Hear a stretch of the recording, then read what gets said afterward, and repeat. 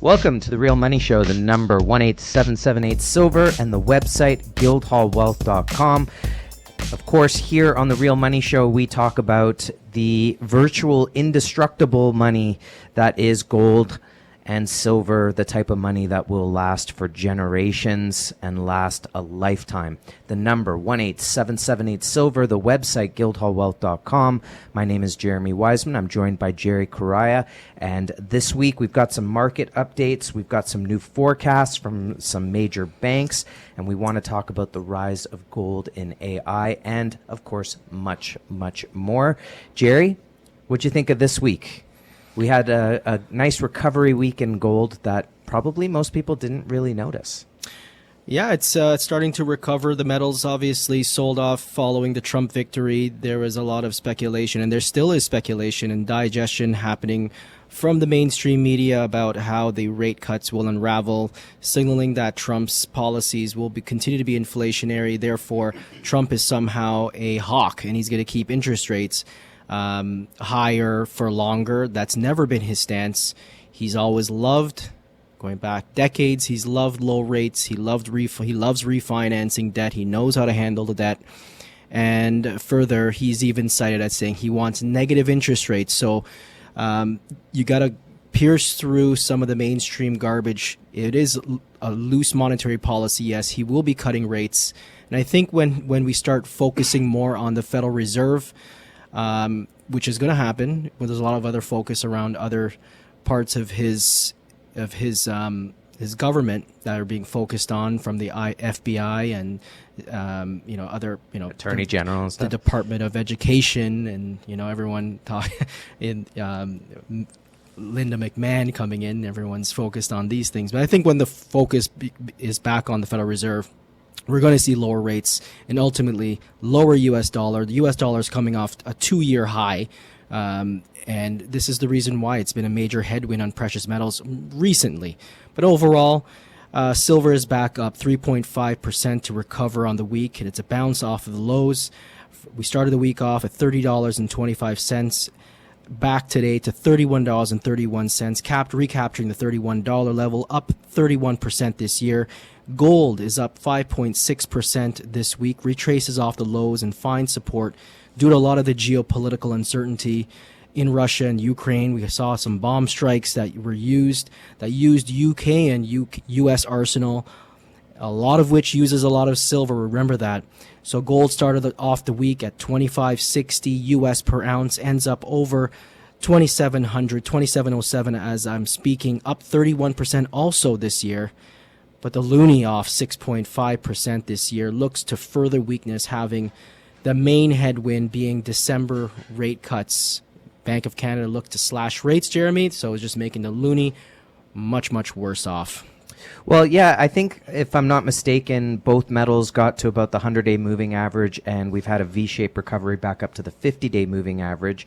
We talked last week about the fact that they raised margin requirements into the election and post-election, and then they've dropped margin requirements again, helping to get people back into the market. So clearly the margin requirements is sort of a part of a strategy to control the markets in many respects. You could also just look at the narrative of pullbacks are always healthy for markets, always giving people an opportunity to get in at somewhat lower rates. Now, I think that's been a bit of an offset because of the dollar. You often see a little bit of an offset if market comes down and the US dollar gets stronger.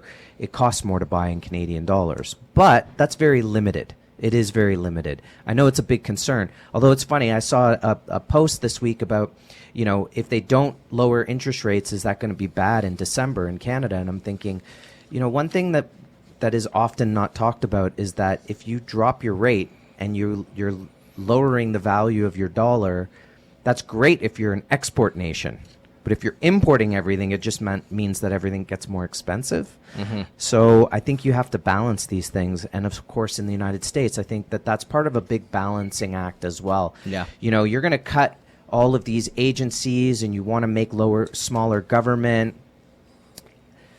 However, and you're going to use tariffs and whatnot for protection. You want to get some industry back into your nation, manufacturing. Of course, you also have to export if you're going to manufacture things. So again, there's this balancing act between protection and also weakening of the dollar over time.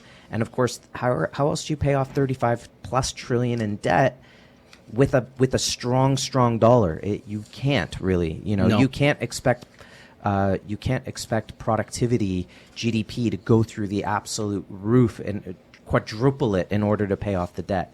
So I think there's a lot in our favor in that respect of a weaker dollar, which is obviously going to be good for gold. Speaking of being good for gold, we had a couple of forecasts this past week. One from Goldman Sachs, Jerry. This comes from Bloomberg. On November 17th, they wrote, gold will rally to a record next year, 2025, on central bank buying and U.S. interest rate cuts. According to Goldman Sachs Group, Inc., which listed the metal among top commodity trades for 2025 and said prices could extend gains during Trump's presidency. Go for gold. Analysts, including Dan Struven, said in a note, reiterating a target of, and I have to say only, 3,000 an ounce by December 2025. The structural driver of the forecast is higher demand from central banks, something we've discussed at length on this show, while a cyclical lift would come from flows to exchange-traded funds as the Federal Reserve cuts, they said. Finally, trade tensions could revive speculative positioning in gold. Rising concerns over U.S. fiscal sustainability may also aid prices, something we're literally just talking about, and that central banks who are holding a lot of U.S. Treasury reserves may opt actually to sell those for precious metals. So, Jerry, what do you think about Goldman Sachs coming out, calling gold one of its top commodity trades, as well as do you think $3,000 is perhaps a conservative estimate for a target next year? I think it's just their approach is just to limit, and being conservative is just the way they are, that they have historically been conservative with their forecasting for precious metals. Their main concern has always been, I believe, in reducing volatility, and which is why when we have the risks of interest rate cuts, because we ultimately know that rate cuts mean that there's something wrong in the economy. We have to loosen monetary policy. This is why we're seeing stimulus. Japan just went to the market and just dropped some stimulus into the market because it needs it. It's artificial growth, so therefore we need artificial stimulation to the market. So when you have this type of risk that comes from interest rate cuts, you look to gold as a safe haven. You look to gold for liquidity.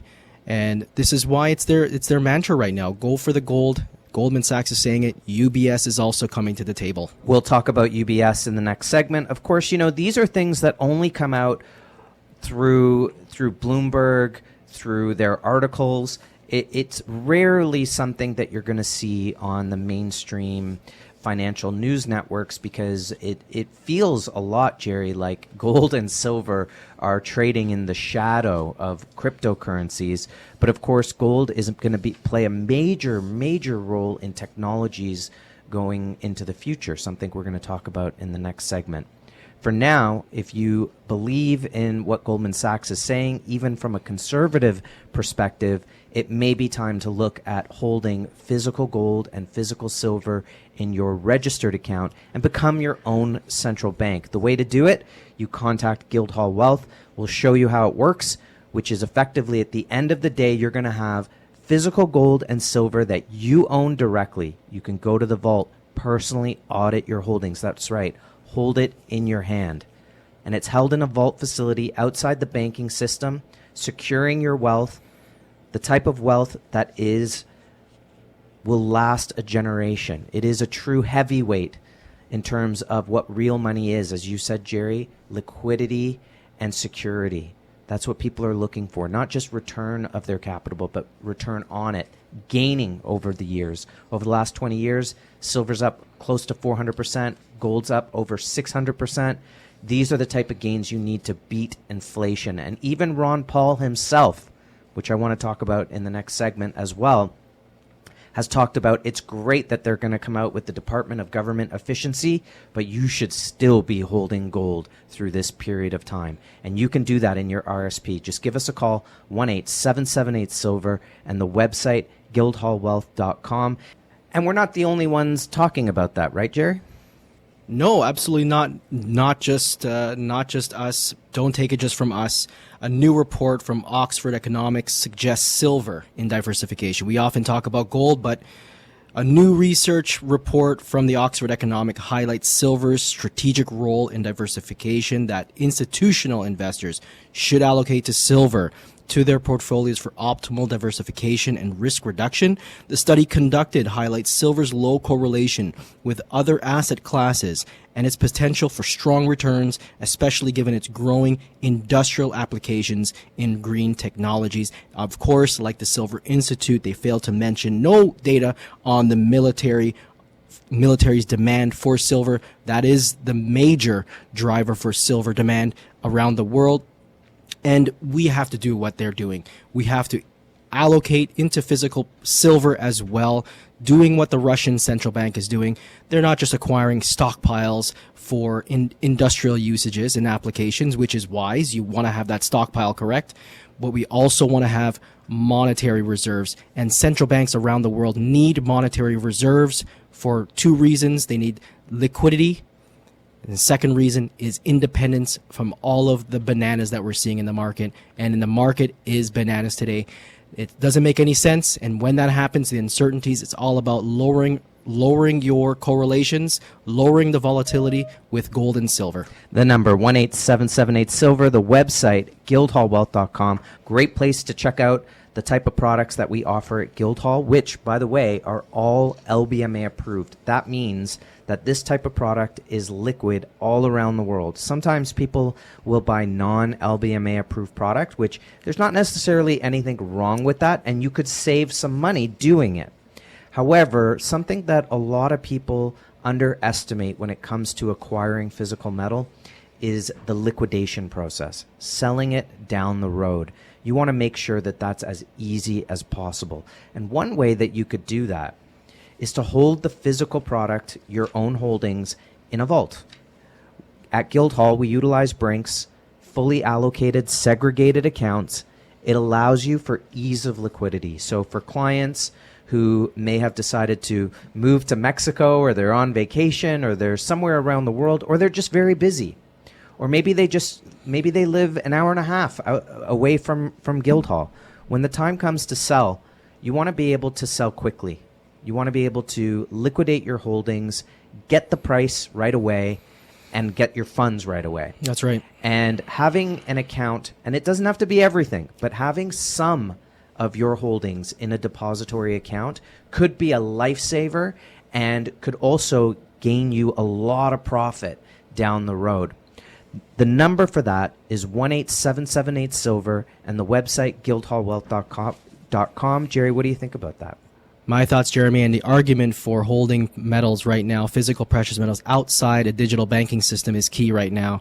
As we're in the midst of a Canada Post strike, some individuals used to be able to send back the metal. We would send you a label, put the label on the parcel and ship it in if you wanted to have products sold back to Guildhall. Well, now you have to bring that in, and you have to make your own arrangements with another courier or FedEx Purolator. But having gold and silver in a depository with Guildhall Wealth ensures speed of liquidity, or even access to the liquidity that you need without having to sell your precious metals. You do not want to have to sell and forfeit the opportunity, the topside potential that we have in precious metals. You don't have to. Guildhall unlocks that liquidity for you, and the depository is the new bank in banking without a bank going forward. And I think sometimes, especially, and I can't blame anybody, I'm in the business, so I can rationalize it, of course. But I think sometimes, especially during these times, people are watching their pocketbooks and they look at the cost of storage and they say, it's just an extra expense that I don't want to have to deal with. What do you say to someone who's looking and they might make the decision to say, no, I'm going to self-store this portion of my metals because I just don't want to spend anything extra on actually storing and insuring it? I'm okay with that. A portion of the portfolio should be in your possession for those scenarios, the Mad Max scenarios, worst case scenarios. If you do need some silver maples, they are legal tender. They're accepted around the world. We saw the video from George Gammon, on Rebel Capitalist. He was able to take silver maples, the very popular silver Canadian Royal Canadian Mint silver coins, into Argentina, and they were accepted over the gold, over US dollars, over Bitcoin. So this is something that you would want to have in your possession, but the rest should be held in the vault to be protected against theft, fully insured outside of the banking system, and then you still have access to it.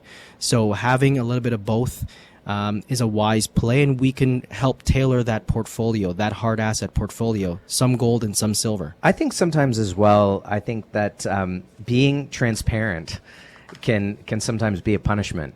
ETFs don't tell you what they charge. Mutual funds don't tell you what they charge, but you're paying it, right? Yeah. Would you rather it be taken away from you without your knowledge? Look at inflation.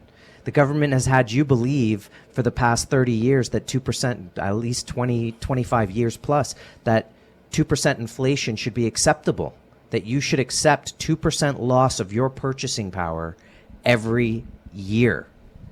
And they've got you thinking that that was okay when it should be stable prices, right? I had a client recently, he just sold some product. And it was funny because I think one of his issues was the cost of doing business. And the storage, which is just the storage. I emailed him and I said, in 2 years, after all costs of doing business, you've got, the market's gone up 34%, something near that.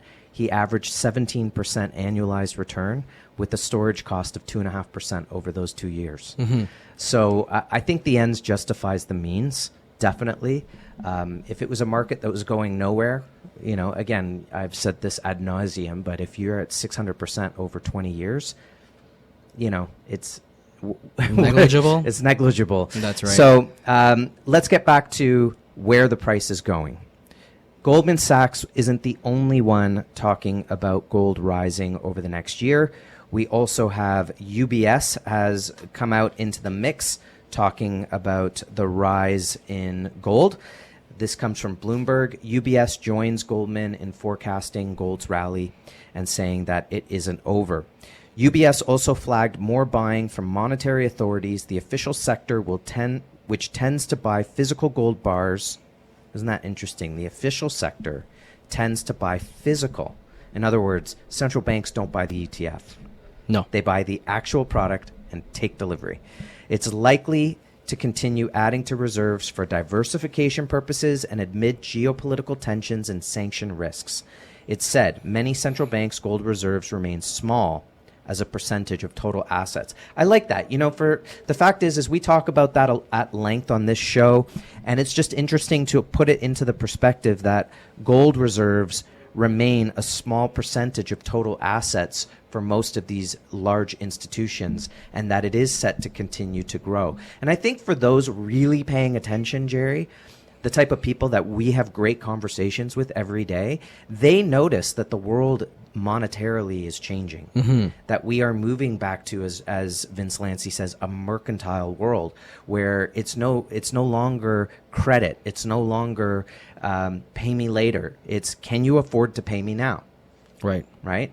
How are you going to do it? And that's where gold and silver become a major play in terms of creating trust. And I think as well, when we've been living through a period of interest rates and dollars being manipulated for cheaper exports and constant rise and fall, and you want fair game, right? Part of these tariffs is, hey, listen, we are not in fair competition. You're dropping your dollar. It's economic warfare. It's like basically being a man and going into women's sports. It's not fair. You're not playing by the rules, right? Right. And changing them doesn't make it okay. Continually redefined. Yeah, redefining things doesn't necessarily work, revisionist history and things. So, look, this is about creating fairness, and there is nothing more fair than having a measuring tool called gold to measure your economic activity and to measure the value of your dollar long term. That's right. I couldn't agree more. What this is, I think it goes in line with how the Bank of International Settlements reclassified gold to become Tier 1 capital and stripped unallocated gold from any value. And that these institutions need to shore up gold on their balance sheets for such a time as this. When there is a restructuring and a rebalancing of assets on balance sheets, you need Tier 1 capital. And that Tier 1 capital is gold, and all roads lead to gold. And as UBS and Goldman Sachs highlight the importance of gold, we should as well. We should as well in our scaled environments here. And however you want to diversify your portfolio, whether it's 10% of your wealth, or if it's a lot higher, you want to pick up the phone and give us a call, 1-877-8-SILVER, and the website guildhallwealth.com or guildhallpreciousmetals.com. to pick up a tube of silver maples. Christmas is coming around the corner really quickly. You want to get the 5-gram gold bars or even the 1/10 ounce coins. Those are very popular, just flying off the shelves. And even the 5-gram gold chains, very popular for gifting. Guildhall Precious Metals, and set up your alerts. Now, we said we'd talk about Ron Paul, and this goes to what we were just talking about here of why gold is still going to be very important moving forward. Yes, it's a small component of most central banks' portfolios at this time.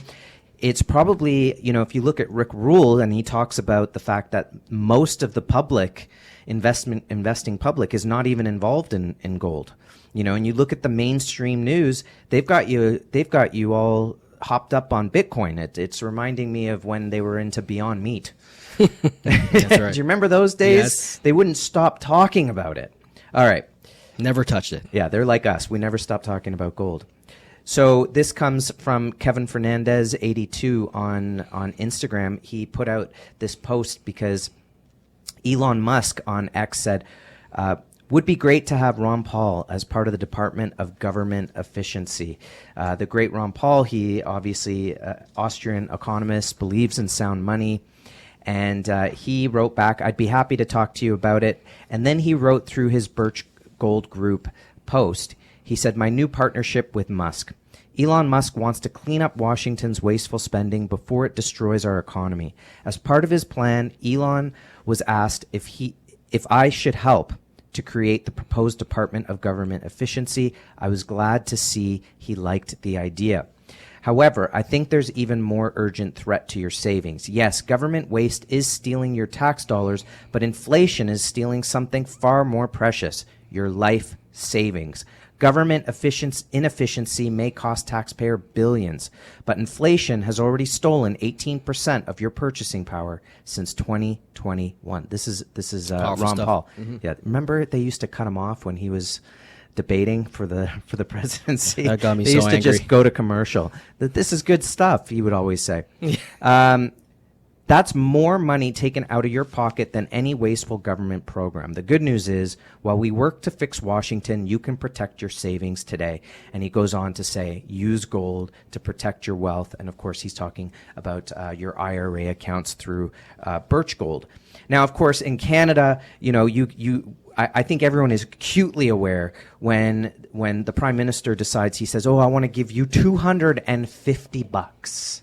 That's it, $250. Well, what about everything you've been stealing from all the taxation and inflation? Mm-hmm. You want to give back a measly $250. I mean, it's almost comical at this point of just how deranged and what lunacy it is at this point. And you hope it really is just a matter of time. And when you look at who they're putting in for ambassador to Canada, I think he's in a lot of trouble in that respect. So. Yeah. Look, I don't even want to talk about it. I don't want to look at the guy. I don't want to talk about it. Probably came from the green slush fund, the 250. Where did that come from? Obviously from our kids and our future generations. So definitely desperate times for him. So Ron Paul, do we give him a yay or nay on that?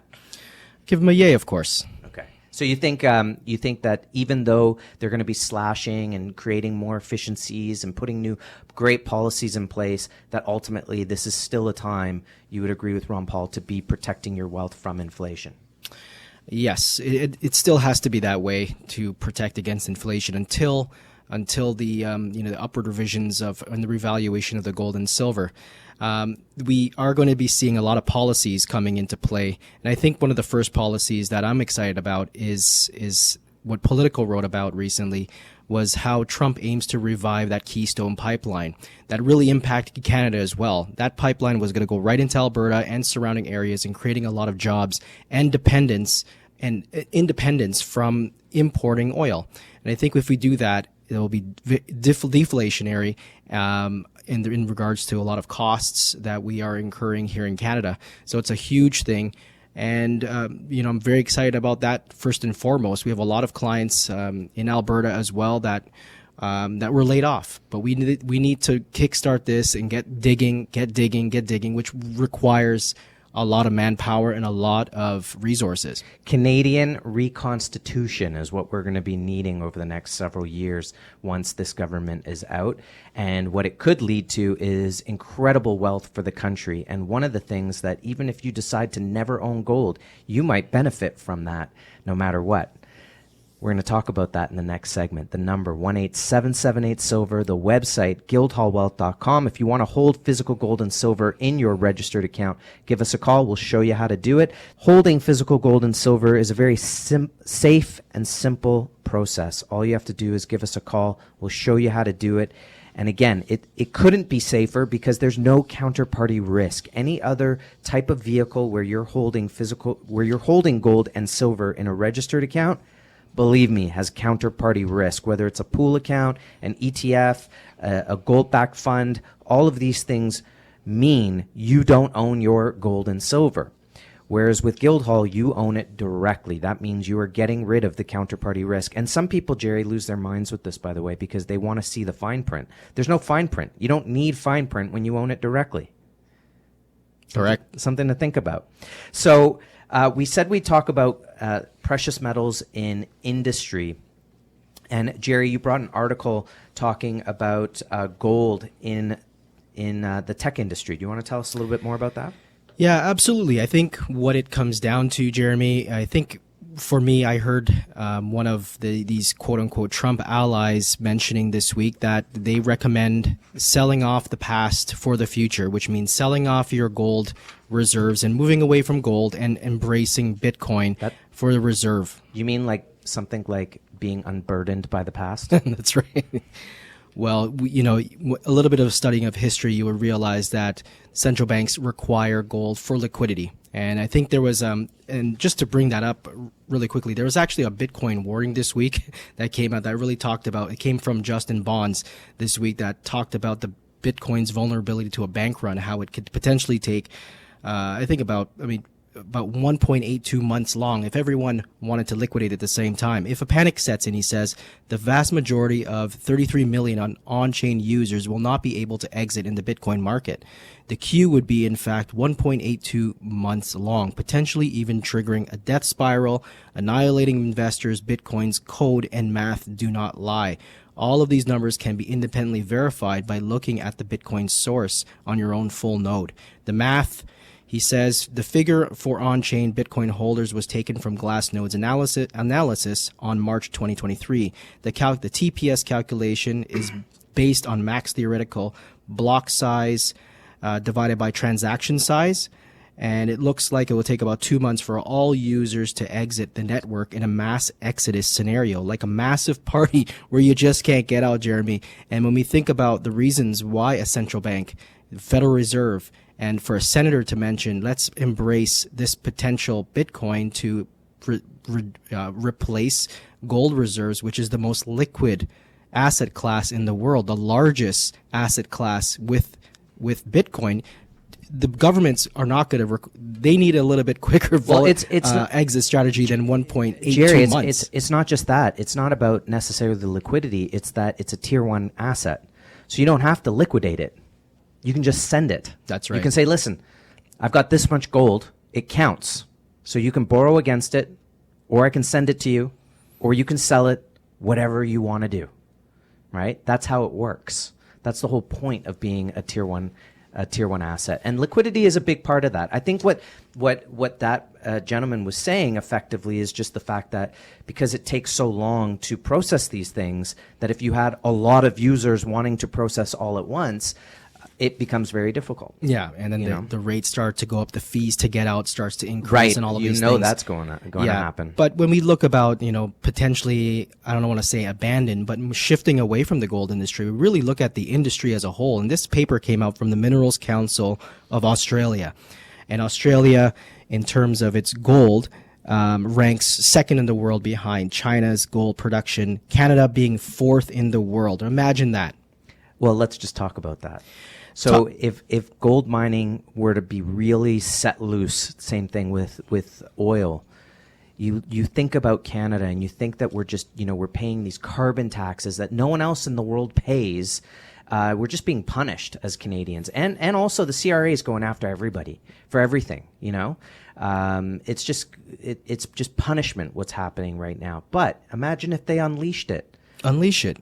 You said we're the fourth largest gold mining country? This is coming from gold.org. Do you know how rich we are? Do you know how rich of a nation that would make you if they were to actually unleash that, lower regulation, let it all happen, both oil and gold? I mean, that is massive. Forget about selling lumber. Try about where gold goes. Imagine if gold goes to $10,000 an ounce and we're the fourth, fifth largest mining producing country in the world. What kind of wealth that means. I look at Saudi Arabia. They don't even pay taxes there. They are super rich because of their oil. And where are we? Third? Yeah. Come on, we're actually guys. Fourth. But in the context internationally, global mine production was estimated at 3,100 tons in 2022. And in 2023, Canada produced 200 metric tons of gold, which was fourth in the world. The year prior, we produced 6.6% of the world's gold, ranking fourth in the world. And Canada produced 223 tons of gold in 2021, with 70% coming from Ontario and Quebec, our own province, Jeremy. So there is no need for us to be worried about taxes and how am I going to afford things when you can unleash wealth onto each and every citizen freely. And not to mention oil. Canada is the fourth largest producer of crude oil in the world. There is no need for this. There is no need for wondering where the wealth will come in from when we can tap into it. When we start digging and the pipes start flowing, the future looks very bright in Canada. So, Jerry, we wanted to very quickly talk about gold as part of the tech industry. Yeah. Gold, I mean, coming from the same paper from the Mineral Council of Australia, such a great paper that highlights the growing trends in gold, and they call it the golden rise of industrial gold, where we talk about circuit boards, everyday electronics, why they use gold in electronics. It's highly conductive, malleable, and ductile, and it's chemically inert. You have gold in solar, wind, hydrogen electric. And did you know the industrial catalyst, gold nanoparticles, are an effective catalyst in modern manufacturing? Catalysts reduce the amount of energy needed to turn raw materials into useful products.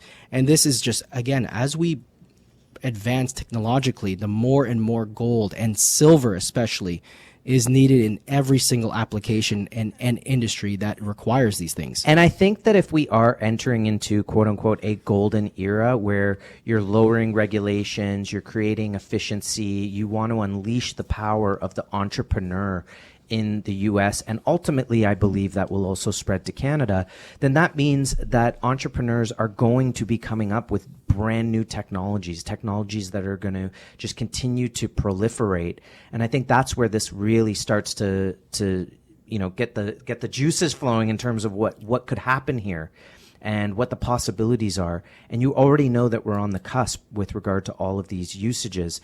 I've got this article here we'll talk about in the next segment, which just solidifies what you were saying about technology, this one specifically about AI. If you want to hold physical gold and silver and be a part of those gains that have such strong potential, and we're still at such a nascent part of this bull run, you can call us at 1-877-8-SILVER and the website guildhallwealth.com to purchase physical gold and silver directly, to hold it in a vault facility outside the banking system, no counterparty risk, and you can do the same thing in your registered account. I don't think there's time to delay. I think you should definitely go to our website, give us a call, get physical gold and silver in your registered account today. Even on this show, Jerry, you have conservative banking conglomerates like UBS and Goldman Sachs saying with strong belief that gold will continue to rise from 2024 well into 2025. We've given lots of reasons about inflation and lower dollars. How are you going to get rid of the debt? And we've also been talking about the demand for gold and silver in technology. In technology, silver, we've discussed at length on the show, specifically military, that the Silver Institute does not even want to touch or acknowledge. But the fact is we need it for those things. And what kind of pressure does that put on the supply side of the market? You talked about gold in the previous segment, Jerry, in new technologies and some of the ways it's being used. Mike Mahari this week came out with an article titled, "Could the rapid growth of AI boost gold demand?" Well, according to the World Gold Council, the answer is yes.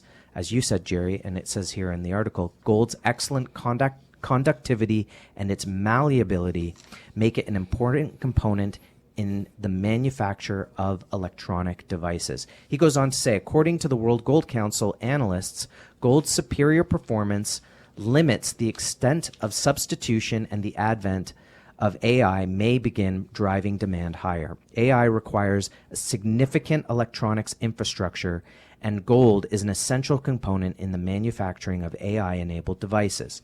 Gold's conductivity makes it ideal for transmitting data at extremely high speeds with minimal energy loss, a crucial requirement for AI systems. In other words, if you want to speed up the Bitcoin infrastructure, you're probably going to be using gold to make those transactions faster. Computing, yep, that's correct. Gold's resistance to corrosion also extends the life of electronic components. Again, you want to send all those bits back and forth, and you want to be in a crypto world, which is great.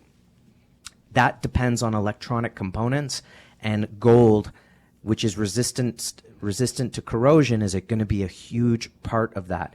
This is critical for continuous and intensive AI operations.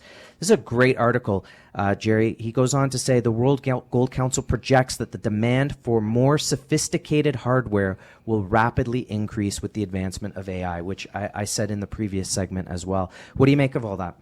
We see it, Jeremy. You know, we're seeing the advancement of technology. We're seeing gold being used in aerospace. We're seeing it in the McLaren F1 race cars. I saw it firsthand on the heat shield. It's expanding, and it is now become a strategic thing to accumulate in.